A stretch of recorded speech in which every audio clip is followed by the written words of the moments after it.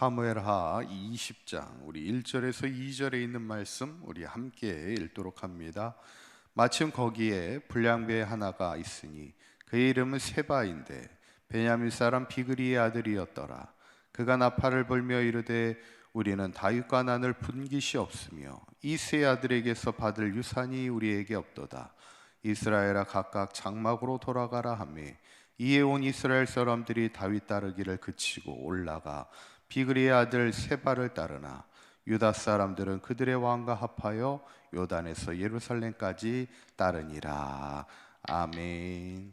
우리가 지난 시간에 이제 다윗이 다윗성으로 돌아오게 되면서 그동안 지금 도망자의 삶을 살 동안 자신을 도와주며 공개했던 그 바르실레에게 은혜를 갖고자 하죠. 이제 나와 함께 예루살렘으로 가자는 거예요. 어려운 시절에 너가 나를 공개했을 때 이제는 내가 너를 공개하겠다, 돕겠다, 이렇게 이야기를 하는 것을 보면 우리도 다윗처럼 항상 은혜를 보답하는 그런 삶이 돼야 된다는 것이고, 또 무엇보다 중요한 것은 우리도 바르실레처럼 누군가 어려울 때 힘이 되어줄 수 있는 귀한 동역자의 삶이 돼야 될 줄 믿습니다. 그래도 오늘 본문에 보면 이제 또 다른 다윗에게 시련이 찾아옵니다. 그것은 바로 세바의 반역입니다. 참 그러고 보면 다윗이 우리에게는 위대한 왕으로 알려졌지만 다윗처럼 또 많은 시련을 겪은 사람도 없어요. 바람 잘 날이 없다고 그러잖아요. 계속되는 시련이 찾아오는데 어쩌면 우리의 인생이 그런 것 같습니다. 오늘 본문은 이렇게 시작합니다. 1절에 보니까 마침 거기에 불량배 하나가 있으니, 그러니까 반역을 꾀하던 그 중심에 섰던 사람이 불량배였다는 거예요. 그렇게 좋은 성격을 가지고 있는 사람이 아니었다는 거예요. 그의 이름은 세바인데 베냐민 사람 비그리의 아들이었더라. 그가 나팔을 불며 이르되 우리는 다윗과 난을 분깃이 없으며 이새의 아들에게서 받을 유산이 없다, 이렇게 얘기합니다. 다윗이라 얘기하고 그 다음에는 이새의 아들이라, 그러니까 왕을 완전히 깎아내리는 거예요. 그냥 이새의 아들에 불과한 그 사람, 우리가 그 사람에게 나눌 분깃도 없고 받을 유산도 없고 이제 우리는 각각 장막으로 돌아가겠다, 그의 리더십에 따르지 않겠다, 이렇게 지금 이야기하고 있는 겁니다. 이거는 대표적으로 이제 북쪽 이스라엘의 지파들이 다윗에게 불만을 제기하는 그런 순간입니다. 그 다윗이 왕으로 통치할 때 두 번의 반역이 일어나죠. 한 번은 압살롬, 자신의 아들 압살롬이 반역을 일으키고, 두 번째는 이제 세바가 반역을 일으키는데, 이 압살롬이 반역을 일으킬 때는 그 중심이 어디에 서냐면 유다 지파 헤브론이 중심에 섭니다. 그러니까 유다 지파 헤브론에서 불만을 제기하기 시작하면서 압살롬이 그들의 마음을 이렇게 회유하고는 반역을 일으키게 되죠. 아마도 다윗이 압살롬의 반역 이후에는 그 유다 지파의 헤브론의 마음을 이렇게 민심을 달랜다고 그러잖아요. 이렇게 달래줬을 것으로 생각을 하는데, 이제 이번에는 북쪽 이스라엘 쪽에서 또 불만을 제기하기 시작하면서 세바가 그 중심에 서서 반역을 일으키게 되는 겁니다. 그러니까 참 한 나라를 다스린다는 게 참 쉬운 게 아닙니다. 이쪽을 편들어주면 저쪽이 불만을 제기하고, 저쪽을 편들어주면 이쪽을 불만이 제기하죠. 아들 셋을 키워도요, 이게 누구 편을 들기가 참 쉽지 않습니다. 이렇게 가끔 이렇게 말다툼을 하고 있으면 이렇게 들어봐도 참 누구의 편을 들어주기가 애매한 겁니다.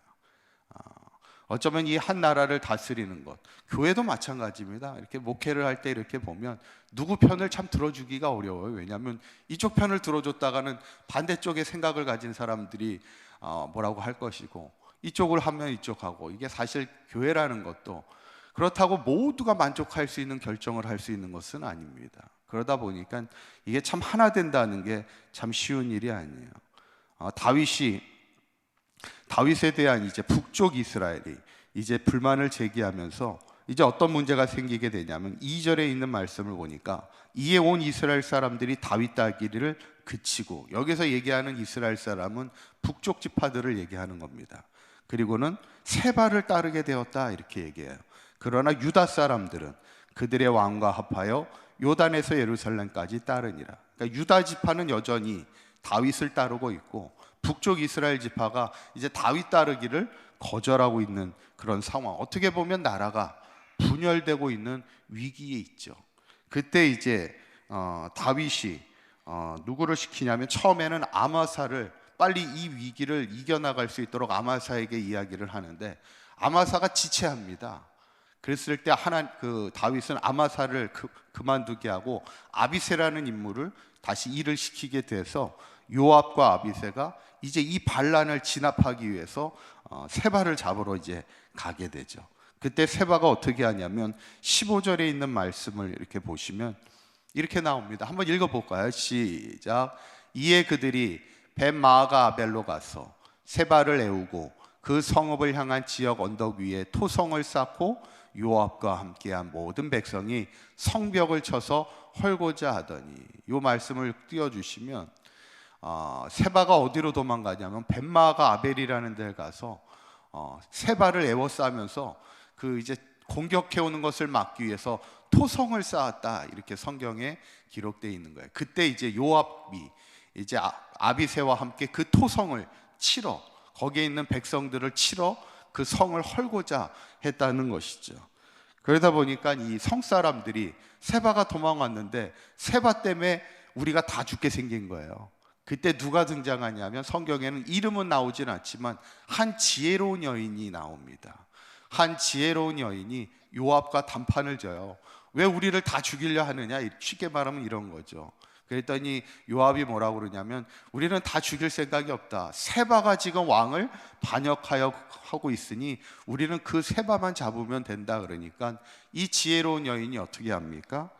22절에 있는 말씀을 보면 이렇게 나와요. 이에 여인이 그의 지혜를 가지고 모든 백성에게 나아가매 그들이 비그리 아들 세바의 머리를 베어 요압에게 던진지라, 이렇게 나오는 거예요. 그러면서 모든 반란이 끝이 나게 되는 사건입니다.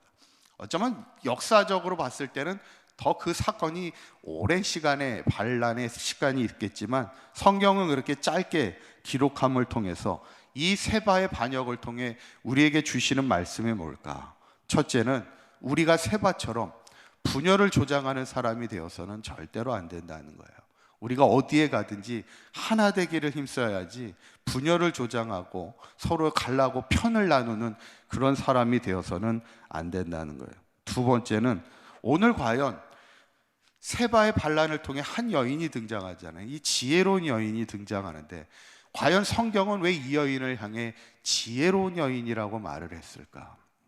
그것은 분열을 그치고 싸움을 그치게 하는 것이 지혜라는 거예요. 두 번째가, 한번 따라해 보실까요? 분열을 그치게 하는 것이 지혜입니다. 여러분, 우리가 인생을 살아가다 보면 하나님이 우리에게 지혜를 주세요. 그런데 하나님이 주시는 지혜는 악한 지혜가 아닙니다.